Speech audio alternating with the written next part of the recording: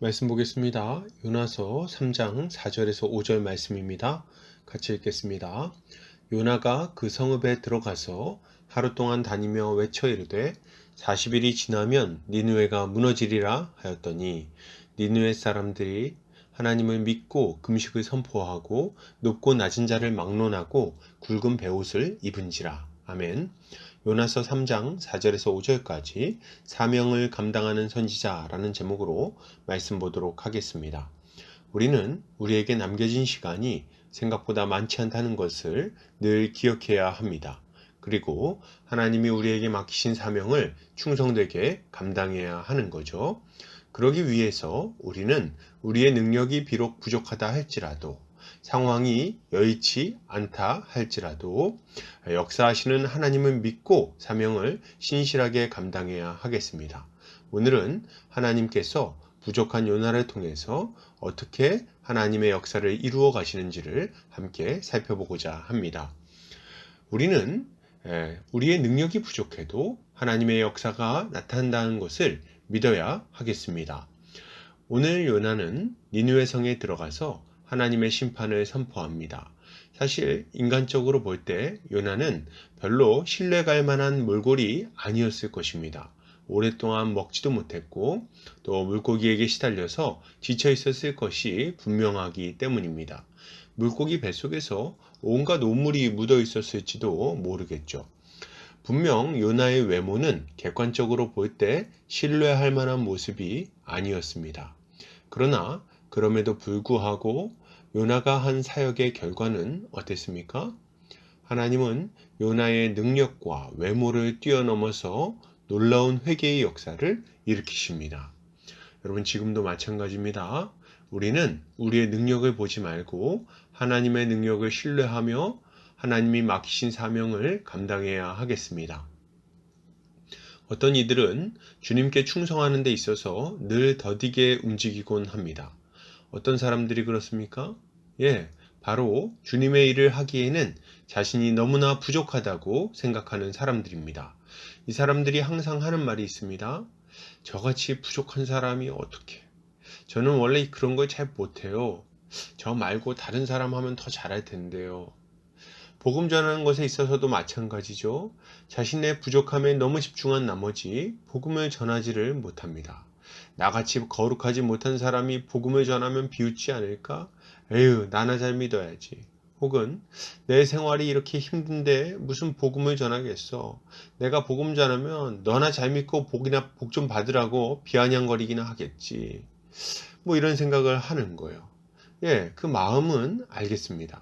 그 두려움도 알겠어요. 그러나 우리는 이것이 자신의 부족함을 핑계로 주님의 명령에 불순종하고 있는 것임을 알아야 합니다. 만약 우리에게 이런 모습이 있다면 회개해야 되는 거예요. 왜냐하면 이것은 사실 주님의 일을 내 힘으로 할 수 있다고 생각하는 교만함이며 주님의 명령에 불순종하는 게으른 모습일 뿐 아니라 하나님의 능력을 불신하는 불신앙적 모습이기 때문입니다. 여러분, 맞아요. 우리의 모습을 보면 부족하죠. 맞아요. 주변 사람들과 비교해 봐도 좀 부족한 것을 알겠습니다. 그렇지만 그게 뭐 어떻다는 겁니까? 우리가 부족하다고 하나님의 능력이 제한되겠습니까?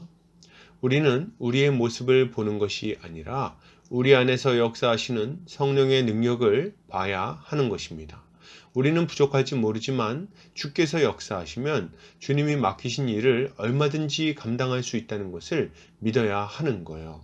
그러므로 여러분, 우리는 맡겨진 일을 할 때 핑계대지 말고 충성스럽게 사명을 감당해야 하겠습니다. 정이 부족하다고 느낀다면 더더욱 기도로 주님을 의지하며 이 일을 해나가야 되겠어요. 그리고 어찌하든지 간에 은혜를 구하며 복음 전파의 사명을 신실하게 감당해야 할 것입니다. 계속해서 보겠습니다. 둘째로 우리는 우리의 환경이 좋지 않아도 하나님의 역사가 나타난다는 것을 믿어야 되겠습니다. 니느웨는 아수르 제국의 수도였고 요나는 아수르의 적대국인 이스라엘의 선지자였습니다.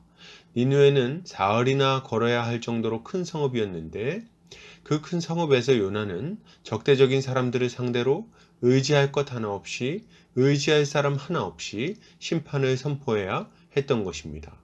또 길거리 돌아다니면서 심판을 선포했어야 할 텐데 뭐 그게 사람들에게 잘 들리기나 했겠습니까?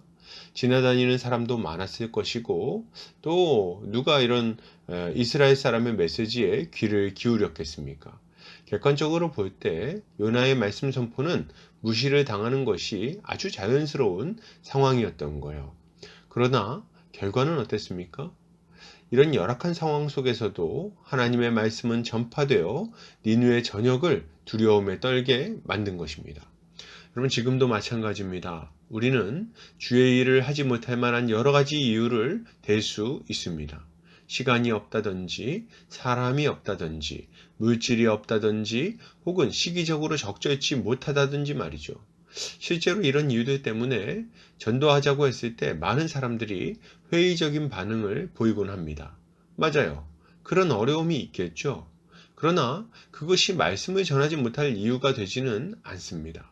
왜냐하면 주님은 결과를 놓고 책망하시는 것이 아니라 순종했는가 여부를 가지고 우리를 판단하실 것이기 때문입니다. 우리는 이런 핑계가 환경의 어려움에 너무 집중한 나머지 주님의 명령에 불순종하는 것임을 알아야 하는 거예요. 여러분, 우리의 환경을 보면 여의치가 않습니다. 결코 여유 있지 않아요. 우리는 먹고 살기 위해서 일도 해야 되고요. 가정을 돌봐야 되고요. 살아가면서 여러 가지 일들을 만나고 그 일들을 처리해야 됩니다. 또 외부적인 환경도 그렇게 좋지 않습니다. 사람들은 호의적이지 않고 기독교에 대해서는 회의적인 여론이 조성되어 있죠. 또 코로나는 전도하기에 좋은 환경이 아니고 미세먼지까지 심합니다. 예, 맞아요. 이 모든 상황이 좋지 않을 수 있다는 거예요. 그러나 사랑하는 형제 자매님들, 이 모든 좋지 않은 상황과 환경에도 불구하고 하나님이 역사하시면 구원의 역사가 일어나는 것입니다. 그러므로 우리는 더 이상 환경을 핑계대지 말고 주님을 바라보며 사명을 감당해야 하는 거죠. 환경을 뛰어넘어서 역사하시는 하나님을 의지해야 하는 것입니다. 이렇게 할 때 주님은 환경을 초월해서 놀라운 은혜의 역사를 이루어 주실 것입니다. 계속해서 보겠습니다. 실제로 우리는 우리의 메시지가 거리끼는 것이라 할지라도 하나님이 충분히 그 가운데 은혜의 역사를 이루어 가신다는 것을 믿어야 하겠습니다. 오늘 요나가 전한 메시지는 결코 쉽게 받아들일 만한 성질의 내용이 아니었습니다. 기분 나쁘고 저주같이 들리는 말씀이기도 한 거죠. 요나는 회개를 선포하지 않았습니다. 돌아오라는 말도 하지 않았어요. 그냥 40일 후에는 니느웨가 망할 것이라고 선포했습니다. 사람들이 들을 때 화가 나서 돌을 던지지 않으면 다행일 만한 그런 메시지였던 거죠. 그러나 그럼에도 불구하고 결과는 어땠습니까? 하나님은 이 니느웨에 믿을 수 없는 회개의 역사가 일어나게 하시는 거예요. 우리도 마찬가지입니다. 우리가 세상에 들고 나갈 메시지는 결코 듣기 좋은 것이 아닙니다. 우리는 세상 사람들의 죄를 지적해야 하고 그 결과 심판이 기다리고 있음을 선포해야 합니다. 또 그들이 만약 회개하지 않는다면 영원한 사망이 기다리고 있다는 것도 알려줘야 돼요. 당연히 이런 메시지는 거리끼는 것입니다. 이런 메시지는 사람들이 선호하는 게 아니라는 거예요. 사람들은 죄가 주는 유익과 죄를 통해 얻는 쾌락을 포기하고 싶어 하지 않습니다. 이들이 원하는 메시지는 지금의 상태로도 얼마든지 하나님의 사랑을 받을 수 있다고 말해주는 걸 기대합니다.